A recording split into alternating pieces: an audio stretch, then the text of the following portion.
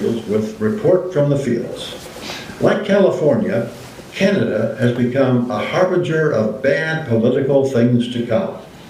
When truckers were protesting the COVID lockdowns, the reaction of the Tredeau government was to lock down the bank accounts of the truckers, denying them access to their own money. Now, the left-wing New Democratic Party MP, Charlie Angus, has introduced a bill, C-372, that would outlaw telling the truth about fossil fuels if it differs from the government's preferred climate change narrative. The law would ostensibly outlaw marketing strategies which, in the government's view, trivialize alleged climate-altering emissions and health hazards caused by burning fossil fuels. It would be illegal to make the truthful statement, for instance, that burning natural gas produces less pollutants than burning coal. Penalties would be severe, up to $1 million in fines and 2 years in prison. The precedent for this approach is 1970s legislation that ultimately banned tobacco advertising on broadcast media. That approach was a clear violation of the right to free speech then. And this legislation is a brazen violation of free speech once again. In the 1970s, advertising that claimed one brand of cigarettes was safer than another may or may not have been true. In a civilized world, those who disagreed with that claim would make a counter-argument. That's free speech.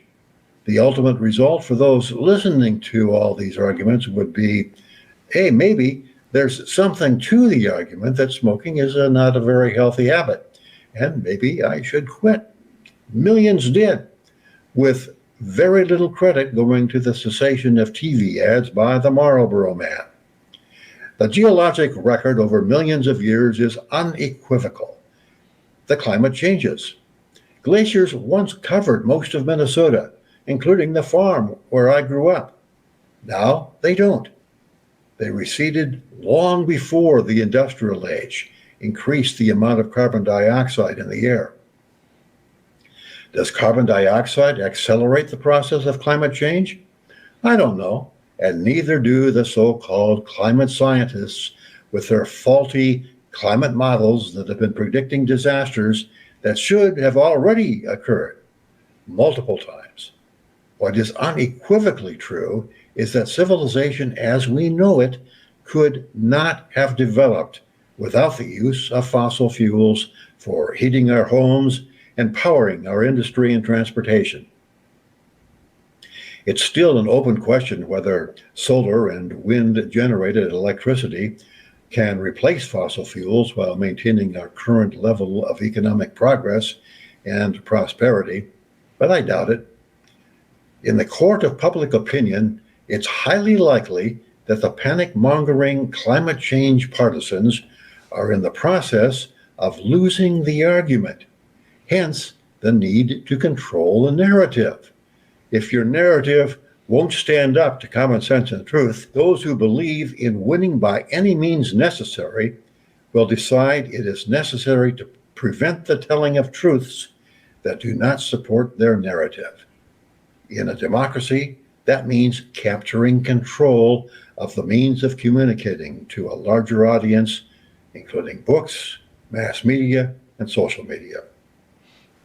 The quickest way to do that is to capture control of the government and make it impossible for those who disagree with you to have a platform.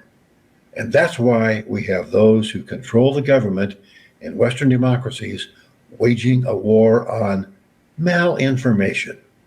Malinformation is just truth that they don't want to hear and for sure don't want anyone else to hear. That's this week's Report from the Fields. See you again next week.